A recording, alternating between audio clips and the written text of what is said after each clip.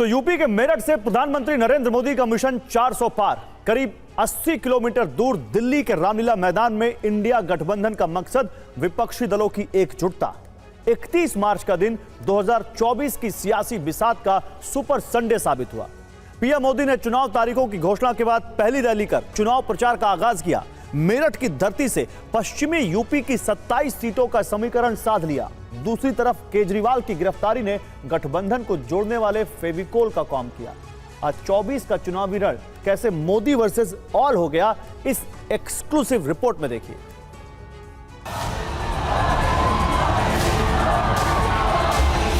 मैं भ्रष्टाचार पर कार्रवाई कर रहा हूं, इससे कुछ लोग बौखला गए हैं।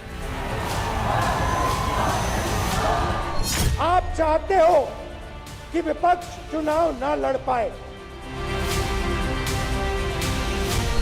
कि केजरीवाल जी जेल में है, इन्हें इस्तीफा देना चाहिए। क्या केजरीवाल जी को इस्तीफा देना चाहिए? क्या उन्हें इस्तीफा देना चाहिए?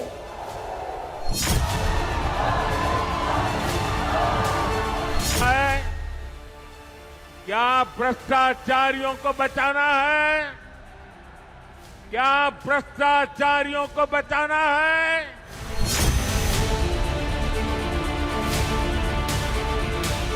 जिस दिन संविधान खत्म हो गया उस दिन हिंदुस्तान के दिल पर एक बहुत बड़ी चोट लगेगी। इंडी गठबंधन वाले ना देश के जवानों का हित सोच सकते हैं, ना ही देश के किसानों का हित सोच सकते हैं। रोज रोज मोदी जी तुम ऐसा करोगे, रोज रोज मोदी जी तुम ऐसा करोगे, जनता जो रूठ गई तो हाथ मलोगे।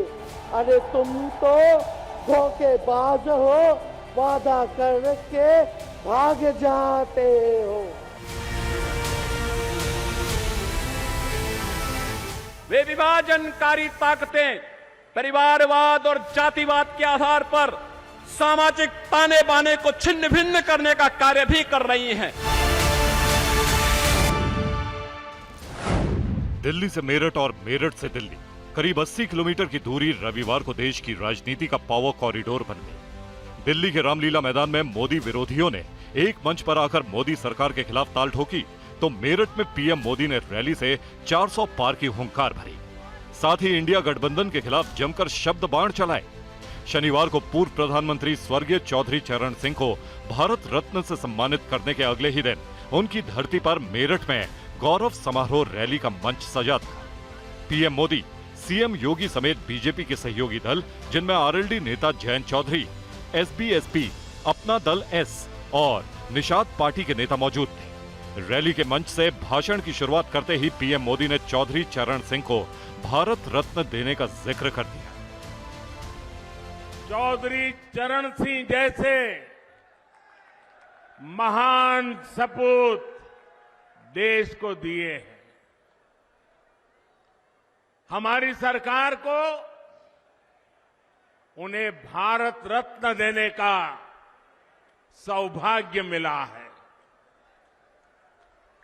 मैं चौधरी साहब को आदरपूर्वक श्रद्धांजलि अर्पित करता हूं, नमन करता हूं। चुनाव तारीखों की घोषणा के बाद मेरठ में पीएम मोदी की पहली रैली थी। 2014 और 2019 में भी पीएम मोदी ने मेरठ से ही चुनाव प्रचार की शुरुआत की थी। मेरठ की इस धरती के साथ ही मेरा कुछ अलग ही रिश्ता है।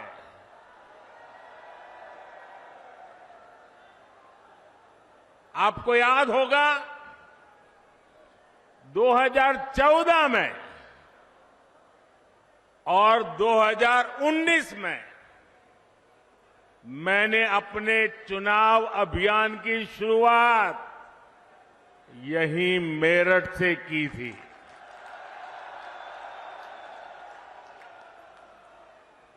अब 2024 के चुनाव की पहली रैली मेरठ में ही हो रही है। मेरठ से दिल्ली आने में पीएम मोदी ने देर नहीं लगाई, क्योंकि रामलीला मैदान में इंडिया गठबंधन के नेता पीएम मोदी के खिलाफ हमलों के तीर चला चुके थे। राहुल गांधी, तेजस्वी से लेकर अखिलेश यादव तक इंडिया अलायंस के नेताओं ने ईडी, सीबीआई के एक्शन के विरोध में मोदी सरकार पर तानाशाही के आरोप लगाए। अगर आप लोगों ने पूरे दम से वोट नहीं दिया तो इनकी मैच फिक्सिंग कामयाब हो जाएगी, यह आप भूलिए मत।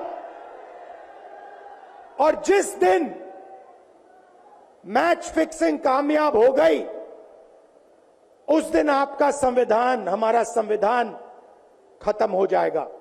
आज हम सब लोग देख रहे हैं कि देश में अघोषित इमरजेंसी लागू हो चुकी है कि इनके गीदड़ भपकी से हम लोग डरने वाले नहीं हैं। हम लोग संघर्ष करने वाले लोग हैं। और पिंजरे में तो शेर ही को कैद किया जाता है। सब लोग शेर हैं। आप लोगों ने ताकत दिया है, आपकी लड़ाई हम लोग लड़ रहे हैं। इसके बाद पीएम मोदी ने मंच संभाला तो एक एक कर इंडिया गठबंधन के नेताओं को करारा जवाब दिया।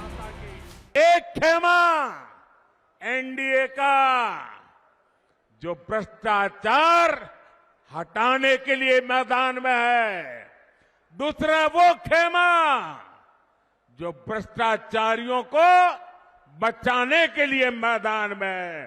फैसला आपको करना है।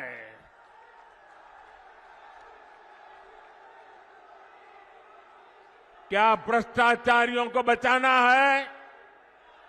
क्या भ्रष्टाचारियों को बचाना है? क्या भ्रष्टाचारियों को बचाना है? भ्रष्टाचार जाना चाहिए कि नहीं जाना चाहिए? भ्रष्टाचार हटना चाहिए कि नहीं हटना चाहिए?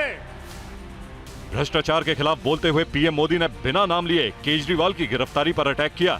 उधर रामलीला मैदान में केजरीवाल की गिरफ्तारी के खिलाफ हुई रैली की एक तस्वीर ने पूरे देश का ध्यान खींचा। तस्वीर में रैली के मंच पर सीएम केजरीवाल की पत्नी सुनीता और सोनिया गांधी एक दूसरे के साथ बैठी दिखी। सोनिया गांधी सुनीता केजरीवाल से बातचीत करती दिखाई दी। इस दौरान राहुल गांधी सोनिया गांधी के कान में कुछ कहते हुए भी दिखे। रामलीला मैदान की रैली में हेमंत सोरेन की पत्नी कल्पना सोरेन ने भी हिस्सा लिया। केजरीवाल से लेकर हेमंत सोरेन तक दोनों नेताओं की पत्नियों ने मोदी सरकार के खिलाफ जमकर हमला बोला। 31 मार्च है, 2 महीने पहले इसी दिन 31 जनवरी को हेमंत जी को जेल में डाला गया। 2 महीने से जेल में है। अरविंद केजरीवाल जी पिछले 10 दिनों से जेल में है। आज तक आरोप साबित नहीं कर पाए हैं कि किस लिए इतने दिनों तक उन्हें रखा गया है। केजरीवाल जी को इन्होंने गिरफ्तार कर लिया। आपके केजरीवाल शेर है, शेर। ये ज्यादा दिन तक उनको जेल में नहीं रख पाएंगे। करोड़ों लोगों के दिल में बसते हैं केजरीवाल। जिस बहादुरी और साहस से वो देश के लिए लड़ रहे हैं, कई बार मुझे लगता है कि आजादी की लड़ाई में वो एक फ्रीडम फाइटर थे जो देश के लिए लड़ते लड़ते शहीद हो गए। इस जंग में भी केजरीवाल जी को शायद भारत मां के संघर्ष के लिए भेजा है। जब बारी पीएम मोदी की आई तो उन्होंने ईडी की कार्रवाई झेल रहे इंडिया गठबंधन के किसी नेता को नहीं बख्शा।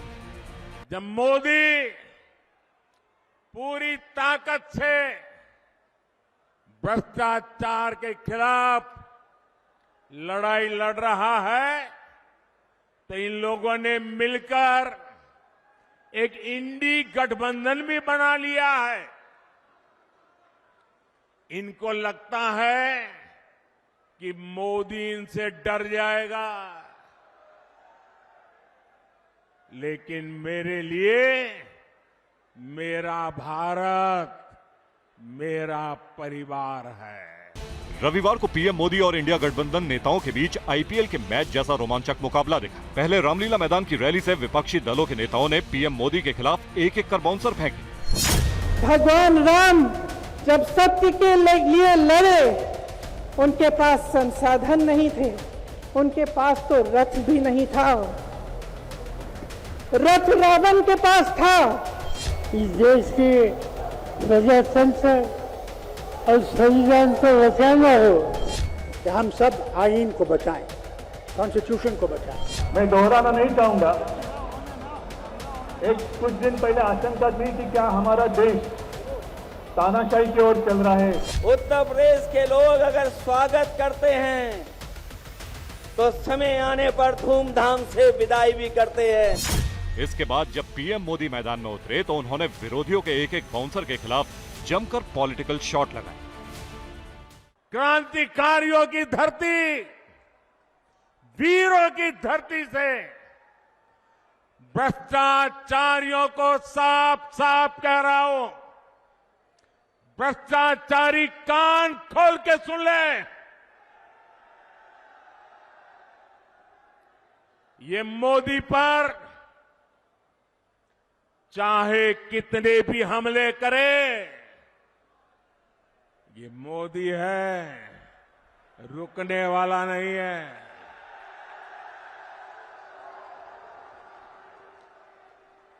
भ्रष्टाचारी चाहे कितना ही बड़ा क्यों ना हो, एक्शन होगा, जरूर होगा। जिसने देश को लूटा है उसे लौटाना ही पड़ेगा, ये मोदी की गारंटी है। पीएम मोदी के खिलाफ विपक्षी गठबंधन की एकजुटता दिखाना रामलीला मैदान की रैली का मकसद था। रैली के केंद्र में अरविंद केजरीवाल थे। रैली में एक मंच पर एक साथ 27 विपक्षी पार्टियों के नेता थे। दूसरी तरफ मेरठ में रैली कर पीएम मोदी ने पश्चिमी यूपी की 27 सीटों को साधने का मोर्चा संभाला था। जाट और किसानों पर रैली का फोकस था। रैली के मंच पर भी पीएम मोदी और जाट नेता चौधरी चरण सिंह की तस्वीर थी। पीएम मोदी बीजेपी उम्मीदवार अरुण गोविल के प्रचार में उतरे थे। टीवी धारावाहिक रामायण में भगवान राम का किरदार निभा चुके अरुण गोविल मेरठ सीट से किस्मत आजमा रहे हैं। पश्चिमी यूपी का सीट समीकरण देखें तो 2014 के लोकसभा चुनाव में बीजेपी ने 27 सीटों में से 24 सीटें जीती थी। समाजवादी पार्टी को बाकी 3 सीटें मिली थी। इन चुनावों में एसपी बीएसपी अलग अलग लड़े थे। इसके बाद 2019 के लोकसभा चुनाव में बीजेपी का प्रदर्शन कमजोर रहा। पार्टी ने 19 सीटें जीती, जबकि इस बार एसपी बीएसपी एक साथ चुनाव लड़े और 8 सीटें अपने खाते में की। इस बार अगर बीजेपी को 370 का लक्ष्य हासिल करना है तो 2014 वाला प्रदर्शन दोहराना जरूरी है। आज रैली में बोलते हुए पीएम मोदी ने कहा कि जनता इस बार 370 का आशीर्वाद दे रही है।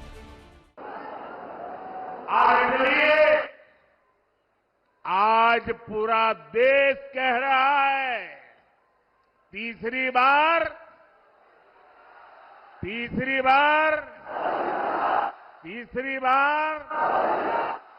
4 जून।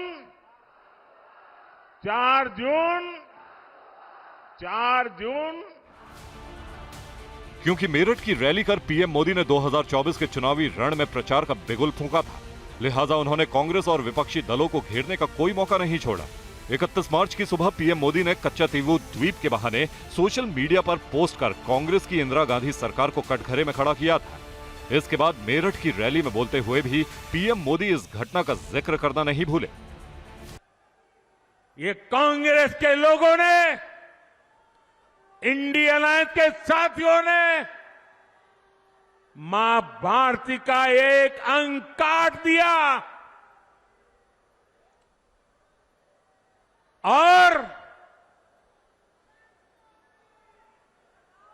भारत से अलग कर दिया। देश कांग्रेस के रवैये की कीमत आज तक चुका रहा है। रविवार का दिन राजनीति का फुल डोज साबित हुआ। हालांकि यह महज ट्रेलर था, क्योंकि 2024 में वोट वाली जंग की अभी सिर्फ शुरुआत हुई है। आने वाले दिनों में ऐसे कई मुकाबले देखना अभी बाकी है। Bureau report, TV9 Bharatvarsh.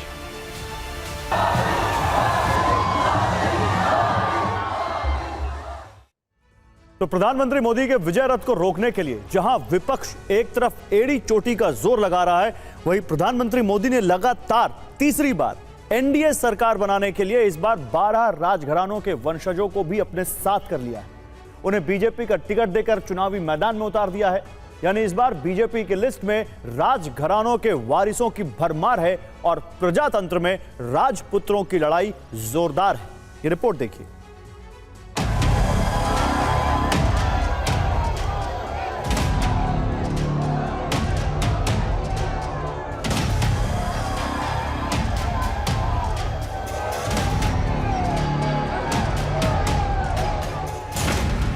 PM का टारगेट 400 पार, मैदान में शाही परिवार।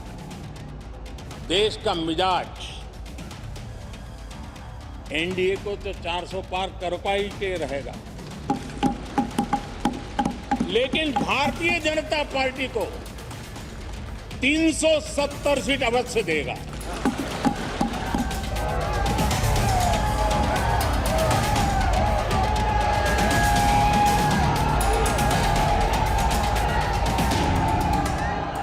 एक दो नहीं, बल्कि इस बार 12 राजघरानों के वंशज बीजेपी के टिकट पर चुनावी मैदान में हैं। लिस्ट में सबसे पहला नाम आता है मैसूर के शाही वंशज का। राजघरानों के 27वें राजा 31 वर्ष के युद्धवीर कृष्णदत्त चामराजा वाडियार, जो पहली बार मैसूर लोकसभा सीट से बीजेपी उम्मीदवार है। 13 मार्च को जारी बीजेपी की दूसरी सूची में इनका नाम था और बीजेपी ने यहां से अपने मौजूदा सांसद प्रताप सिम्हा का टिकट काटकर इस बार राजा युद्धवीर को अपना प्रत्याशी बनाया है। खास बात यह है कि इनके दादा श्रीकांत दत्त नरसिम्हा राजा वाडियार खुद एक राजनेता रहे हैं। कर्नाटक से अब आपको लेकर चलते हैं पश्चिम बंगाल, जहां एक और राजघराना इस बार बीजेपी के टिकट पर चुनावी मैदान में है। पश्चिम बंगाल में महाराजा कृष्णा चंद्र रॉय के राजघराने से संबंध रखने वाली बीजेपी प्रत्याशी का नाम है राजमाता अमृता रॉय, जिन्हें इलाके के लोग राजमाता कहकर संबोधित करते हैं। बीजेपी की 5वीं लिस्ट में इनका नाम था। ये पहली बार आम चुनाव में हिस्सा ले रही हैं। कृष्णानगर सीट से किस्मत आजमा रही हैं। टीएमसी की कद्दावर नेता महुआ मोइत्रा के खिलाफ चुनावी मैदान में है। लेकिन हाल ही में इन पर टीएमसी की ओर से सियासी आरोप ये लगे कि बंगाल के नवाब सिराजुद्दौला जब अंग्रेजों के खिलाफ मोर्चा संभाले हुए थे, तब राजमाता अमृता रॉय के पूर्वज कृष्णानगर के राजा कृष्णचंद्र रॉय ने ब्रिटिश सेना की मदद की थी। यह असल में प्लासी का युद्ध था और इसी आरोप के लगने के बाद पीएम मोदी ने खुद हिम्मत बढ़ाने के लिए राजमाता अमृता रॉय को फोन किया था। बचपन में हमारे यहाँ हम लोगों को जो पढ़ाया जाता था, उसमें कृष्णचंद्र राय की समाज सुधार का काम, बंगाल के विकास का काम, बंगाल के विकास के मॉडल, ये सब सुनने को मिलता था बचपन में। अब देखिए, ये वोट बैंक की राजनीति करने वाले लोग हैं तो बहुत ही अनाप शनाप आरोप लगाएंगे और 300 साल पहले की घटना निकालेंगे, 200 साल पहले की घटना निकालेंगे और बदनाम करने का प्रयास करेंगे। वे खुद अपने जो वर्तमान पाप है उसको छिपाने के लिए वो ऐसी चीजें ढूंढते रहते हैं। पीएम का टारगेट 400 पार, मैदान में शाही परिवार। पश्चिम बंगाल में राजमाता को टिकट देकर बीजेपी ने महुआ मोइत्रा के लिए मुश्किलें बढ़ा दी हैं। उनकी चुनावी राह कांटे भरी हो सकती है। बंगाल से अब आपको लेकर चलते हैं राजस्थान, जहां एक और शाही परिवार का सदस्य इस बार बीजेपी का उम्मीदवार है। इनका नाम है महारानी महिमा कुमारी, जो पहली बार राजतंत्र से निकलकर प्रजातंत्र के सबसे बड़े पर्व में हिस्सा ले रही हैं। बीजेपी के टिकट पर चुनाव लड़ रही हैं। राजसमंद से उम्मीदवार है। महिमा कुमारी मध्य प्रदेश के राजा भोज की वंशज है। बीजेपी ने इस बार राजपूत बहुल राजसमंद सीट जीतने के लिए इनकी पत्नी महिमा कुमारी पर दांव चला है। पीएम का टारगेट 400 पार, मैदान में शाही परिवार।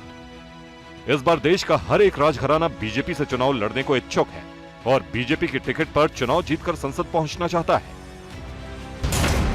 इसी में एक नाम ओडिशा के कालाहांडी सीट से भी सामने आ चुका है। पहली बार यहां के राजघराने का एक सदस्य भी बीजेपी उम्मीदवार है। ये है मालविका केशरी देव, कालाहांडी शाही परिवार की सदस्य हैं। ये खुद पहली बार राजनीतिक लड़ाई लड़ने के लिए मैदान में उतरी हैं।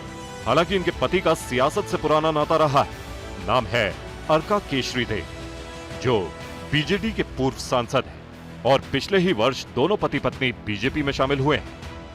उनके अलावा एक और शाही परिवार के सदस्य पर इस बार बीजेपी ने भरोसा जताया है और ये राजघराना ओडिशा से 900 किलोमीटर दूर मध्य प्रदेश में है। ये नाम किसी परिचय का मोहताज नहीं है। सिंधिया राजघराने के चिराग स्वर्गीय माधवराव सिंधिया के इकलौते वारिस, मध्य प्रदेश के कद्दावर नेता जिनका ग्वालियर बेल्ट में रसूख है।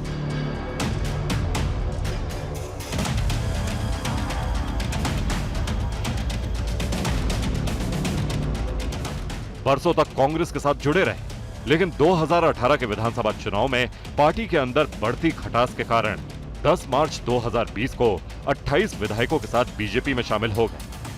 तब से वो बीजेपी के अहम सदस्य हैं, केंद्रीय उड्डयन मंत्री हैं और बीजेपी की टिकट पर पहली बार ग्वालियर सीट से लोकसभा का चुनाव लड़ रहे हैं। उनके ग्वालियर सीट से चुनाव लड़ने पर बीजेपी को आसपास की सीटों पर भी फायदा होने की उम्मीद है।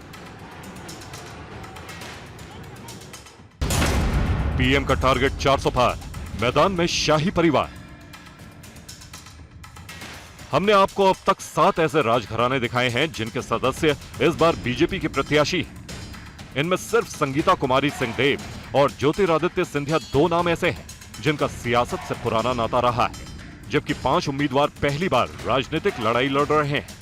लेकिन बीजेपी की शाही बाजी वाली ये लिस्ट यहीं पर खत्म नहीं होती। 5 बड़े नाम और भी हैं।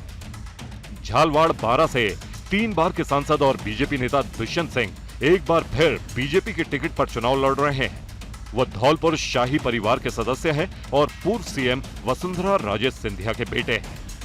वहीं छत्तीसगढ़ के शहडोल राजघराने की हिमाद्री सिंह को बीजेपी ने फिर से उम्मीदवार बनाया है। हिमाद्री सिंह 2019 में भी बीजेपी की टिकट पर चुनाव जीती थी। उत्तराखंड के टिहरी राजघराने की महारानी माला राजलक्ष्मी शाह ने 2019 में बीजेपी के टिकट पर जीत का परचम लहराया था। इस बार भी वो टिहरी संसदीय क्षेत्र से भाजपा प्रत्याशी है।